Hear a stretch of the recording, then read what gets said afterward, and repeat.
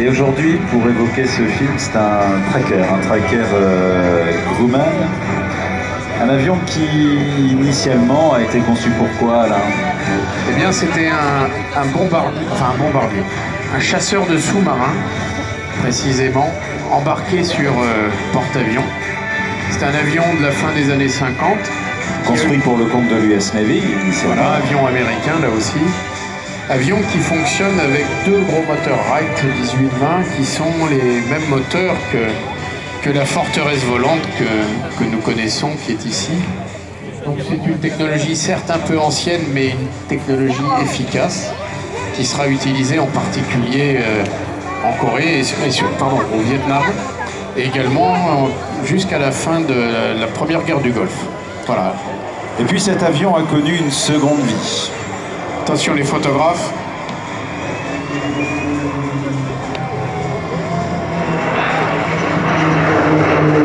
On peut saluer Brice Ohaillon à bord du Beech 18. Allez, on lui met des notes à Brice.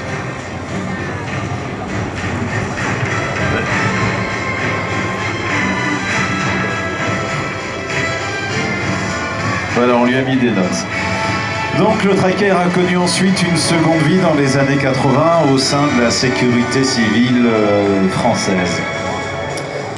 À l'époque, il s'agissait surtout de mettre en place un système de surveillance des massifs forestiers dans le sud de la France. Après des incendies dévastateurs au tout début des années 80. Il faut savoir qu'il y a un feu qui n'est pas circonscrit dans les 20 premières minutes, va prendre beaucoup d'ampleur. Et la France a donc décidé de se doter de ce type d'avion, des trackers, puis d'abord des Catalina, et ensuite des Canadair pour aller éteindre les feux dans le sud du pays. La mission... Non, pardon. Je t'en prie. Le tracker, dans la version qui nous est présentée, évidemment, est doté de turbines. C'est un avion terrestre. Évidemment, la sécurité civile ne met pas en œuvre des porte-avions. Il est sur des aéroports, sur des plateformes. Et c'est un avion qui a une mission complémentaire à l'époque de celui des Catalina, certes, et surtout des Canadair CL-215, puis 415. Voilà, c'est une mission de guet aérien armé, c'est-à-dire que ces avions vont voler en patrouille, ils sont deux. Ils sont chargés de ce que l'on appelle du retardant, une sorte de produit rouge, un peu visqueux. Aujourd'hui, ce que largue le tracker, c'est de l'eau. Elle est sédimentée dans ces pélicans d'eau, mais dès qu'ils sont en vue d'un feu naissant, ces avions vont en quelque sorte couper le feu.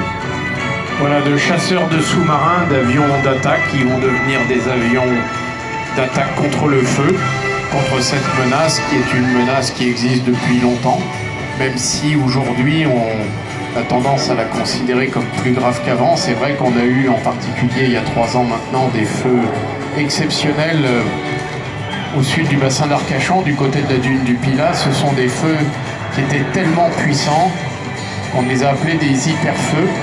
C'était quelque chose qu'on ne connaissait pas en Europe. Ce sont des feux qu'on ne peut quasiment pas circonscrire, en tout cas on ne peut pas les traiter ni avec des avions ni même avec des moyens terrestres.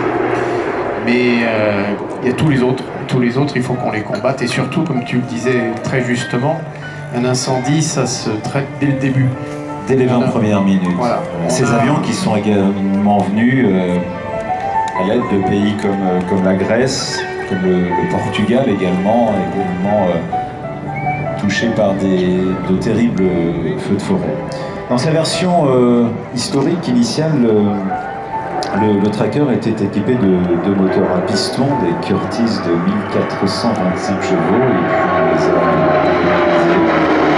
puis les a équipés de turbines, des PT6. L'une des turbines les plus, si ce n'est la turbine la plus fiable du marché. Une motorisation moderne, éprouvée, efficace, qui en plus consomme un petit peu moins dans certains cas avec des motorisations autres et ainsi permet de maintenir cet avion en vol assez longtemps. En tout cas, c'était sa mission parce qu'aujourd'hui, l'avion, il est en retraite. C'est un avion qui est mis en œuvre par une association. Cette association, elle est basée du côté de Montélimar. Elle a un musée statique avec des dizaines et des dizaines d'avions. C'est un très beau musée. Et puis ils ont un musée volant avec le Bronco qu'on connaît. Alors j'ai un petit cours sur le retardant que transporte normalement le tracker. Oh, superbe.